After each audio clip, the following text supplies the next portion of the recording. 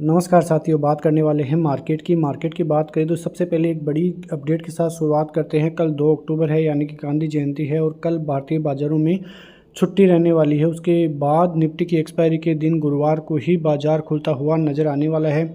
उसके अलावा चीन के बाज़ारों में भी लगभग 5-6 दिन की छुट्टी रहने वाली है। वहाँ पे भी त्योहारी सीजन चालू हो गए हैं और इस वजह से 5 से 6 दिन बाज़ारों में वहाँ पे क्लोजिंग देखने को मिलेगी। तो इस प्रकार की ये जो बड़ी अपडेट है वो आते हुए दिखाई दी। लेकिन आज बैंकेक्स और बैंक निफ्टी की जो है एक्सपायरी आज ही थी, कल की छुट्टी होने की वजह से, और आज एक सीमित दायरे में ही भारतीय बाज़ारों में कामकाज देखने को मिला। ऑप्शन सेलर्स का आज दिन था और वैसा ही भारतीय बाजार करते हुए भी नजर आए। 25,800 के नीचे निफ्टी की क्लोजिंग देखने को मिली, वहीं फ्लैट सेंसेक्स की क्लोजिंग देखने को मिली, फ्लैट ही बैंक निफ्टी की क्लोजिंग देखने को मिली है। तो सभी बेंचमार्क, सभी इंडस्ट्रीज में जो है फ्लैट ही आज मंगलवार का दिन देखने को मिला है। आप यहाँ पे निफ्टी को देखोगे तो केवल 13 पॉइंट की गिरावट के साथ 25,796 पे क्लोजिंग देखने को मिली है। लेकिन आप एडवांस डिक्लाइन रेशियो आप देखिए, करीब 1041 शेयरों में तेजी, 785 शेयरों में डिक्लाइन देखने को मिली है। तो लार्ज कैप शेयरों में अच्छी खासी तेजी का मूड माहौल आज देखने को मिला है। लेकिन बैंक निफ्टी में 55 पॉइंट की गिरावट देखने को मिली है। आप देखोगे निफ्टी आईटी को, तो निफ्टी आईटी साइन करते हुए दिखाई दिए हैं, क्योंकि अब निफ्टी आईटी सेक्टर में नतीजे आने वाले हैं। टीसीएस के नतीजे अब की बार जल्दी आ जाएंगे। 10 तारीख को टीसीएस के नतीजे आएंगे, उसके बाद 17 तारीख को इन्फोसिस के नतीजे आएंगे। तो टीसीएस के नतीजे आने के साथ ही जो अर्निंग सीजन है वो चालू हो जाएगा और बड़ी कंपनियों के नतीजे आना चालू हो जाएंगे। उसके अलावा निफ्टी मिड कैप के शेयरों में भी ठीक ठाक तेजी का मूड माहौल देखने को मिला है। तो यहाँ पे बड़ी ही खबरें आती हुई दिखाई दी हैं। उसमें आप देखोगे तो सबसे पहले जो बड़ी खबर है वो यूएस मार्केट की तरफ से आती हुई दिखाई दे रही है। यूएस फेड के जो चेयरमैन है जेरोम पोवेल, उन्होंने साफ संकेत किए हैं कि जो रेट कट है उनमें कोई ज़्यादा जल्दबाजी नहीं है। रेट कट की जाएगी, लेकिन आराम से रेट कट की जाएगी, क्योंकि उनको कॉन्फिडेंस है कि जो अमेरिकी बाज़ार है वो अब डिसइन्फ्लेशन में जाते हुए दिखाई दे रहे हैं। वहाँ पे जो इन्फ्लेशन है लगातार कमी वहाँ पे होती हुई दिखाई दे रही है, जो अमेरिकी बाज़ारों के लिए पॉजिटिव खबर है। और नवंबर में भी वहाँ पे 0.25% तक की दर में कटौती की जा सकती है। ऐसे ही इंडिकेशंस जो है वहाँ पे आते हुए दिखाई दिए। आप यहाँ पे देखोगे कि broader economic condition support disinflation, यानी कि जो चारों तरफ जो इकोनॉमी है वहाँ से जो संकेत है वो पॉजिटिव क्यूज आ रहे हैं। तो जेरोम पोवेल ने कल ऐसे साफ संकेत दिए थे जब उनकी स्पीच होती हुई दिखाई दी थी, और अमेरिकी बाज़ारों में ज़्यादा गिरावट का मूड माहौल देखने को नहीं मिला था। कल फ्लैट ही क्लोजिंग वहाँ पे देखने को मिली थी। लेकिन कल हम जिस प्रकार से बात कर रहे थे और भारतीय बाज़ारों में जिस वजह से गिरावट भी देखने को मिली थी, जो कल सेबी की बैठक थी, वो लग रहा था कि सेबी जो ऑप्शन है वहाँ पे कड़े नियम लागू कर सकते हैं, लेकिन वहाँ पे कोई भी नियम आता हुआ तो दिखाई नहीं दिया ऑप्शंस वालों के लिए, ऑप्शन ट्रेडिंग वालों के लिए। लेकिन आगे आने वाले दिनों में ऑप्शंस ट्रेडिंग वालों के लिए कड़े नियम आते हुए दिखाई दे सकते हैं। तो इन ऐसी ही बड़ी खबरें जो है सेबी की तरफ से आती हुई दिखाई दी। कई बड़ी खबरें और से भी लेकर आया, लेकिन उसकी चर्चा हम नहीं करेंगे। लेकिन बात करें चाइनीज़ बाज़ारों की, तो चाइनीज़ बाज़ारों की वजह से ही भारतीय बाज़ारों में कल भी गिरावट देखने को मिली थी, और आज जो भी कुछ हुआ है वो चाइनीज़ बाज़ारों की तरफ से ही हुआ है। क्योंकि आपने देखा कि कल जो FIS का आंकड़ा आया था काफ़ी ज़बरदस्त आंकड़ा था। 9,700 करोड़ से ज़्यादा की सेलिंग FIS की तरफ से भारतीय बाज़ारों में की गई थी, और भारतीय बाज़ारों से पैसा वो चाइनीज़ बाज़ारों में शिफ्ट करते हुए अब दिखाई दे रहे हैं, क्योंकि वहाँ पे उनको चाइनीज़ बाज़ारों के वैल्यूएशंस काफ़ी अच्छे लग रहे हैं। और जिस प्रकार से लगभग 150 मिलियन युआन जो है वहाँ पे कमर्शियल बैंकों में चाइना ने इन्वेस्ट किया है, उनमें पैसा डाला है, और इसी वजह से वो इकोनॉमी को बूस्ट करना चाह रहे हैं। और आपने देखा कि लगभग 8 से 9 दिन लगातार तेज़ी के बीच ही चाइनीज़ बाज़ारों में क्लोजिंग भी देखने को मिली है।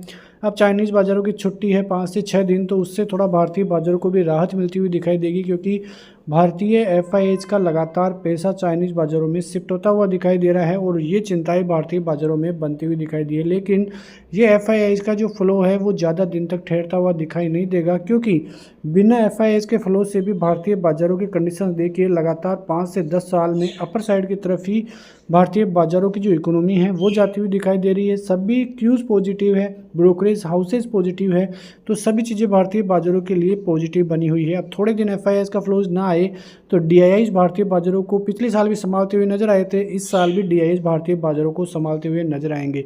लेकिन अब 2 बड़े आंकड़े आने वाले हैं 3 अक्टूबर को, यानी कि गुरुवार के दिन जॉबलेस क्लेम के आंकड़े आंकड़े आएंगे और नॉन पेरोल के आंकड़े आएंगे। तो ये आंकड़े बहुत ही ज़बरदस्त है, क्योंकि आपने देखा था कि अगस्त के महीने की शुरुआत में जिस प्रकार से ये आंकड़े बिगड़ते हुए अमेरिकी बाज़ारों के दिखाई दिए थे और उसी वजह से अमेरिकी बाज़ारों में ज़बरदस्त सेलिंग प्रेशर भी बना था, लेकिन उसके बाद ये आंकड़े सुधरते हुए नजर आए थे। जो एक्सपेक्टेशन है वो 1,45,000 की तय, जो एक्चुअल क्या आएगा उस पर नज़रें रहने वाली है। तो ये आंकड़ा काफ़ी ज़बरदस्त रहेगा। कल 3 अक्टूबर गुरुवार और शुक्रवार के दिन ये आंकड़े आते हुए दिखाई देंगे, तो उस पर अब नज़रें रहने वाली है। अब आते हैं रणनीति पर। यहाँ पे आप देखो तो कल की छुट्टी के बाद गुरुवार को बाजार खुलेगा, उससे पहले आप यहाँ पे देखोगे तो आपको नज़र आ रहा होगा साफ साफ कि किस प्रकार की कंडीशन है। यहाँ पे 26,000 का लेवल है, जहाँ पे सबसे ज़्यादा कॉल राइटिंग आपको देखने को मिल जाएगी। उसके बाद 26,200 का लेवल भी आपको यहाँ पे देखने को मिलेगा। लेकिन जो पुट राइटर्स है, पुट राइटर्स में ज़्यादा कुछ नहीं है। पुट राइटर्स आप देखोगे तो केवल 26,800 पे थोड़े बहुत पुट राइटर्स देखने को, 25,800 पुट राइटर्स देखने को मिलेंगे। लेकिन 26,000 पे आप देखिए 26,000 पे लगातार कॉल राइटर्स बढ़ रहे हैं। करीब 25 लाख आज और ऐड होते हुए दिखाई दिए हैं। टोटल 1.14 करोड़ कॉल राइटर्स 26,000 के लेवलों पे हैं। तो आप अनुमान लगा सकते हैं कि 26,000 का लेवल अब कितना इंपॉर्टेंट है, टूटना जरूरी है, तब जाकर ही पार भारतीय बाजार में पड़ने वाली है।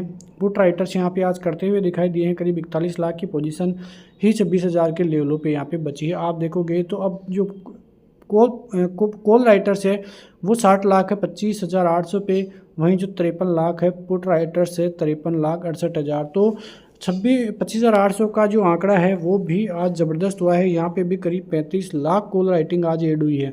तो ज़बरदस्त तरीके से जो कॉल राइटर्स है वो अपनी पोजीशन है 26,200 से 26,000 और 25,800 पे शिफ्ट करते हुए दिखाई दे रहे हैं। तो ये जो दोनों ही लेवल्स हैं काफ़ी इंपॉर्टेंट रहते हुए यहाँ पे दिखाई देंगे, क्योंकि पुट राइटर्स पे ज़बरदस्त दबाव आज बनता हुआ दिखाई दे रहा है। आप यहाँ पे निफ्टी के चार्ट को देखोगे तो आपको समझ में आएगा किस प्रकार से निफ्टी कामकाज कर रहा है। तो आप यहाँ पे देखिए कि निफ्टी में ज़बरदस्त तेज़ी का मूड माहौल देखने को मिला। 25,225 के ऊपर का नया ऑल टाइम हाई बना, लेकिन जो गिरावट कल देखने को मिली थी काफ़ी ज़बरदस्त गिरावट थी, जो कि 10 EMA के लगभग जो है भारतीय बाज़ारों को लाकर कल खड़ा कर दिया था। आज 10 EMA टूटा, लेकिन फिर से 10 EMA रिकेन भी किया, क्योंकि बाज़ार में आज ये देखिए आपको पूरी तरह से बाज़ार कॉल और पुट राइटर्स के बीच में आज फंसा हुआ ही देखने को मिला है, जो कि 25,800 के लेवलों पे ऐसा होता हुआ दिखाई दिया है। अब गुरुवार की रणनीति की बात करें तो यदि बाजार फिर से 25,740 के लेवल्स यहाँ पे तोड़ता है तो आपको फिर 25,580 तक के लेवल्स मिलते हुए दिखाई दे सकते हैं, जो कि 20 EMA भी बेस है। जब तक 20 EMA भारतीय बाज़ारों में है तब तक अभी भी नेगेटिव होने की हमें ज़रूरत नहीं है। जब 20 EMA टूटेगा तब हम सोचेंगे कि भारतीय बाज़ारों में अब थोड़ी नेगेटिविटी बनती हुई दिखाई दे रही है। अब यहाँ से यदि बाज़ार रिबाउंड हो जाता है, 25,900 के ऊपर सस्टेन हो जाता है, तो आपको 26,000 तक के लेवल, 26,020 तक के लेवल मिल सकते हैं। और यदि ये लेवल भी सस्टेन होगा तब जाके ही भारतीय बाज़ारों में फिर से रैली और बड़ी रैली आती हुई दिखाई दे सकती है। तो इस प्रकार से निफ्टी की रणनीति आपको देखने को मिल जाएगी। बैंक निफ्टी की आप यहाँ पे बात करोगे तो बैंक निफ्टी की आप देख सकते हैं कि यहाँ पे 54,450 के लगभग ऑल टाइम हाई लगता हुआ नजर आया था। उसके बाद ये करीब 500 पॉइंट की गिरावट जो है आपको पिछले गुरुवार के दिन, शुक्रवार के दिन देखने को मिली थी। और फिर जब सोमवार को बाजार खुला तो गैप डाउन होने के बाद, यानी कि टोटली देखें तो पिछले 2 दिनों में ही, यानी कि जो शुक्रवार का बाज़ार था और सोमवार का बाज़ार था, 2 दिनों में ही बाज़ार ने 1500 पॉइंट की गिरावट दिखा दी। अब ये गिरावट आज के दिन ज़्यादा सस्टेन नहीं करी, क्योंकि आज एक्सपायरी थी बैंक निफ्टी की और बाज़ार एक रेंज में ही कारोबार करता हुआ नज़र आया है। अब यदि नीचे की तरफ आप देखोगे तो 10 EMA तो पहले से ही तोड़ चुका है बाज़ार, और 20 EMA के लगभग ही आज सपोर्ट लेकर फिर से रिवर्सल देखने को मिला है।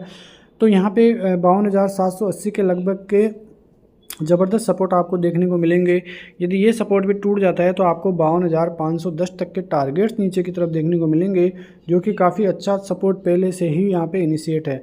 तो बाज़ारों में रणनीति साफ है कि यदि 53,000 के ऊपर सस्टेन कर जाता है बाज़ार तो आपको 53,250 तक के टारगेट ऊपर की तरफ। अब जब तक 250 का ये लेवल ऊपर सस्टेन नहीं होगा तब तक बैंक निफ्टी में ऊपर जाना थोड़ी मुश्किल ही है। लेकिन आप बैंक निफ्टी से ज़्यादा यदि निफ्टी पर फोकस करेंगे तो आपके लिए अच्छा होगा। अब नई रणनीति तभी बनेगी जब 53,250 53,300 की जो रेंज तोड़कर भारतीय बाज़ारों में ऊपर की क्लोजिंग देखने को मिले। तो कुल मिलाकर यहाँ पे आप देखो तो रणनीति साफ है कि जो बुल है वो अपनी पोजीशन अभी भी छोड़ते हुए दिखाई नहीं दे रहे हैं, लेकिन जो कॉल राइटर्स है, जो मंदी वाले हैं, वो अब जो ऊपर के स्तर है उनको ढाना चालू कर दिया है, जो कि आप देख सकते हैं कि किस प्रकार से जो कॉल राइटर्स है वो अपना दबदबा बनाने के लिए 26,200 के लेवलों से 26,000 के लेवलों पे और 25,800 के लेवलों पे आप पहुंचते हुए दिखाई दे रहे हैं।